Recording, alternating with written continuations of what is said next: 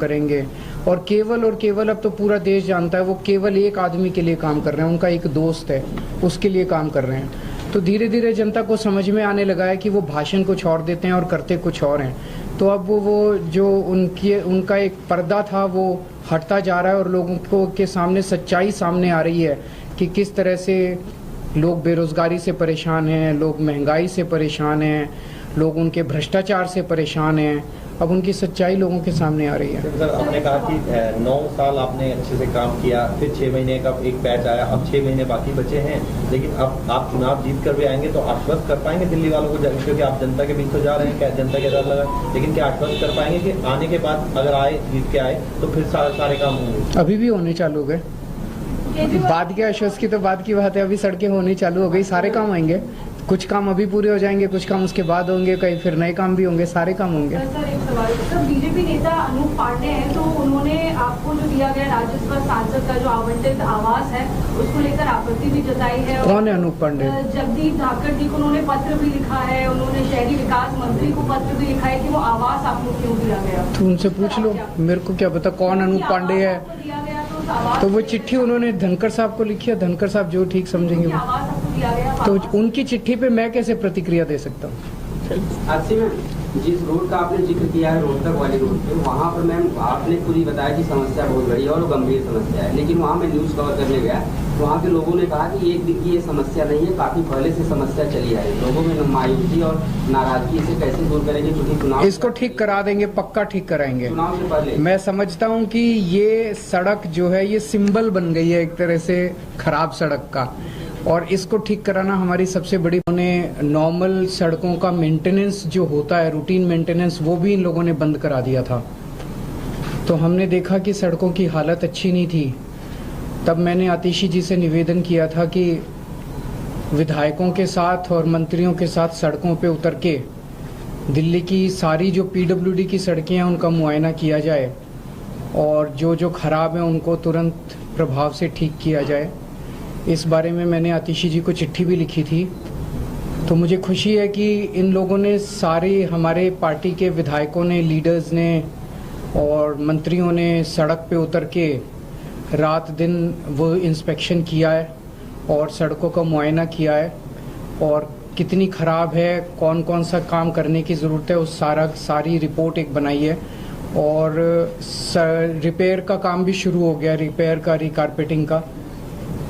तो मैं आतिशी जी से कहूँगा कि एक बार आपको वो बता दें।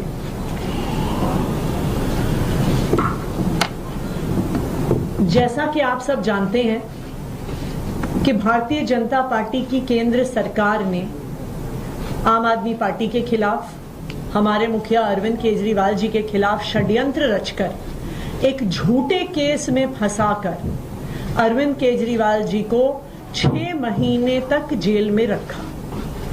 इस षड्यंत्र का मकसद ही था कि किसी भी तरीके से जो अच्छे काम दिल्ली की सरकार कर रही है, अरविंद केजरीवाल जी की सरकार कर रही है, उन कामों को रोका जाए। और हमने देखा कि किस तरह पिछले 6 महीने से दिल्ली के आम लोगों के डे टू डे कामों को रोका गया। लेकिन मुझे खुशी है इस बात की कि भारतीय जनता पार्टी का कोई भी षड्यंत्र सफल नहीं हो पाया। सुप्रीम कोर्ट ने हमारे मुखिया अरविंद केजरीवाल जी को जमानत दी, बहुत स्ट्रॉन्ग टर्म्स में केंद्र सरकार को लताड़ा। अरविंद जी के बेल पे बाहर आने के बाद वो और हम इंस्पेक्शन करने के लिए पीडब्ल्यूडी की कई सड़कों पे गए थे। मुझे उन्होंने एक पत्र भी दिया दिल्ली विधानसभा में पीडब्ल्यूडी की सड़कों की रिपेयर मेंटेनेंस को लेके। उसके बाद से दिल्ली की सरकार तुरंत प्रभाव से युद्ध स्तर पर पीडब्ल्यूडी की सड़कों को ठीक करने का काम कर रही है। एक ऑल मिनिस्टर्स मीटिंग बुलाई गई, जिसके बाद दिल्ली सरकार के सारे मंत्री, सारे विधायकों ने, पीडब्ल्यूडी के सारे इंजीनियर्स ने 1 हफ्ते के समय में दिल्ली की सारी पीडब्ल्यूडी की सड़कों का मुआयना किया। पीडब्ल्यूडी के पास दिल्ली की 1400 किलोमीटर की सड़कें हैं और कुल मिला के 7000 किलोमीटर का लेन लेंथ इन सड़कों का है। तो 1 हफ्ते के टाइम स्पैन में ये 7000 किलोमीटर की लेन लेंथ की सड़कों का इंस्पेक्शन हुआ और जो सारा डेटा है वो पीडब्ल्यूडी की ऐप पे लोड किया गया। तो प्रॉपर इंस्पेक्शंस ऑनलाइन, हर पॉटहोल, हर टूटी हुई सड़क की फोटोज ली गई, उनको अपलोड किया गया। जो इन इंस्पेक्शन से निकल कर आया है वो मैं आपसे शेयर करना चाहूंगी और नेक्स्ट स्टेप्स क्या क्या हैं। इस इंस्पेक्शन से 89 रोड्स को पूरी तरह से रीकारपेटिंग और रीस्ट्रेंथनिंग के लिए आइडेंटिफाई किया गया है। ये तकरीबन 230 किलोमीटर सड़कें हैं, 1240 किलोमीटर की लेन लेंथ है। इन 89 रोड्स में से 74 का टेंडर कर दिया गया है और आने वाले कुछ दिनों में ही इनका काम इन 74 सड़कों का शुरू हो जाएगा। 15 सड़कों का टेंडर इन प्रोसेस है और जैसे ही टेंडर कंप्लीट होगा with in a few weeks in remaining 15 सड़कों का भी काम शुरू हो जाएगा। कुछ ऐसी सड़कें हैं जहां पे पूरी सड़क को रिकारपेट करने की जरूरत नहीं है, पूरी सड़क को बनाने की जरूरत नहीं है। कुछ पैचेस हैं, कहीं पे 100 मीटर सड़क खराब है, कहीं पे 50 मीटर सड़क खराब है। तो पैचवर्क के लिए 2,53,000 स्क्वायर मीटर्स को आइडेंटिफाई किया गया है पीडब्ल्यूडी की सड़कों में।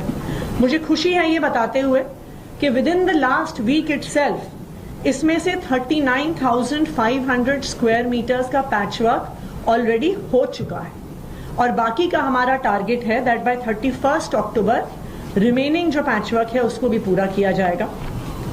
इस इंस्पेक्शन में 6,671 पॉट होल्स को आइडेंटिफाई किया गया, जिसमें से 3,454 को ऑलरेडी भर दिया गया है और जो रिमेनिंग 3,217 है उनको भी आने वाले कुछ दिनों में रिपेयर कर दिया जाएगा।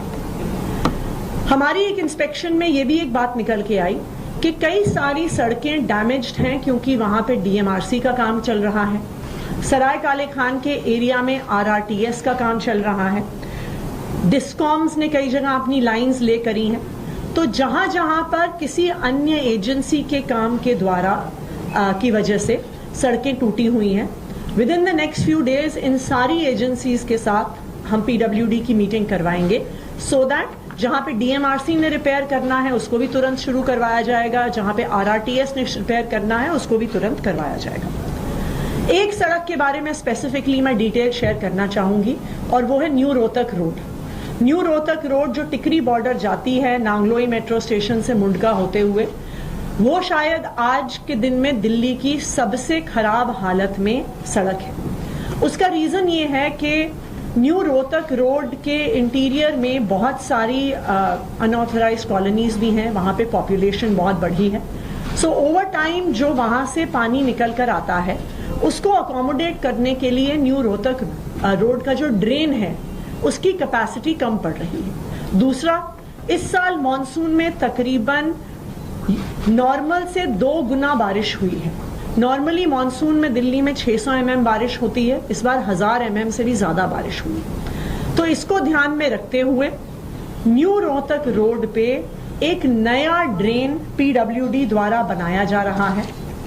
ये ड्रेन नांगलोई मेट्रो स्टेशन से टिकरी बॉर्डर तक होगा। ये 2 पार्ट्स में होगा।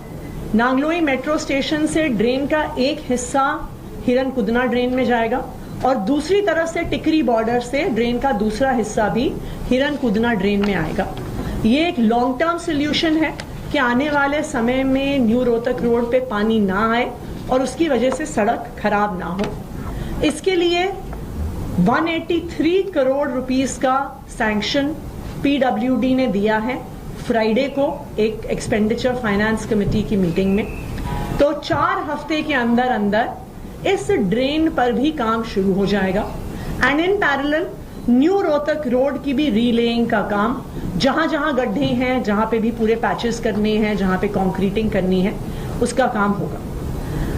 अरविंद केजरीवाल जी अब जेल से बाहर आ गए हैं और उनके मार्गदर्शन में युद्ध स्तर पर दिल्ली के जो रुके हुए काम हैं वो दिल्ली सरकार द्वारा किए जा रहे हैं और आगे भी करवाए जाएंगे। सर, मैं दिल्ली के लोगों को ये आश्वस्त करना चाहता हूँ कि हमारी अब लगभग 10 साल हो गए सरकार चलाते हुए और आप लोगों ने देखा होगा कि पहले 9 साल में आपको किसी भी तरह की हमने तकलीफ नहीं आने दी। चाहे वो सड़कें हों, चाहे वो अस्पतालों का वो हो, बिजली हो, हर तरह की सुविधा हमने दिल्ली के लोगों को देने की कोशिश की। इनफैक्ट पूरे देश के अंदर जो सुविधाएं आज दिल्ली के लोगों को पिछले 10 साल से मिल रही हैं, वो उस किस्म की सुविधाएं पूरे देश में कहीं नहीं मिल रही हैं। लेकिन पिछले 1 साल के अंदर आप देख रहे हैं कि किस तरह से एक के बाद एक मंत्रियों को जेल में डाल दिया इन्होंने, दिल्ली को ठप करने की कोशिश की, दिल्ली के काम रोकने की कोशिश की, दिल्ली सरकार को डिरेल करने की कोशिश की। उसके बावजूद भी हम लगे हुए हैं, हम डटे हुए हैं। अब मैं बाहर आ गया हूं और जितने भी रुके हुए काम थे और जो तकलीफें और समस्याएं लोगों को हैं, मैं उनको आश्वस्त करना चाहता हूं। उन सब की तरफ हम लोग अब ध्यान दे रहे हैं और आपकी समस्याओं का निवारण करना हमारा फ़र्ज़ है। मुझे पता चला है कि दवाइयों की कमी बहुत ज़्यादा हो रही है अस्पतालों में और मोहल्ला क्लिनिक में। इन लोगों ने दवाइयाँ बंद कर दी। इन लोगों ने अस्पतालों में और मोहल्ला क्लिनिक में जो फ्री टेस्ट होते थे वो बंद कर दिए। इन लोगों ने जो फरिश्ते स्कीम होती थी, जब किसी का एक्सीडेंट हो जाए दिल्ली के अंदर उसको फ्री इलाज होता था, वो बंद कर दिया। इन्होंने सड़कों का रिपेयर बंद कर दिया। इन्होंने ओल्ड एज पेंशन बंद कर दी। इन्होंने इस तरह से कई सारे काम हैं, कई होमगार्ड्स की और कई लोगों की तनख्वाहें बंद कर दी। वो सारे कामों पे अब हम लग गए हैं। जो दिक्कतें जो काम बंद किए गए, आतिशी जी से मैंने कहा है ये हमारी सरकार उन सारे कामों को चालू कराएगी और जो समस्याएं लोगों को हुई इसकी वजह से वो अब समस्याओं का निवारण करने की कोशिश करेंगे।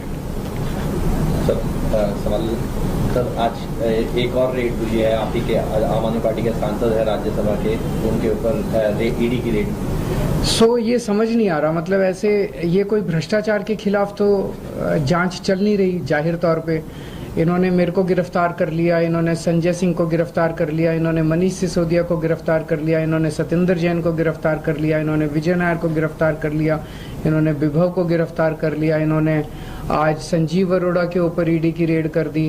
तो ये कोई भ्रष्टाचार के खिलाफ जांच थोड़ी चल रही है।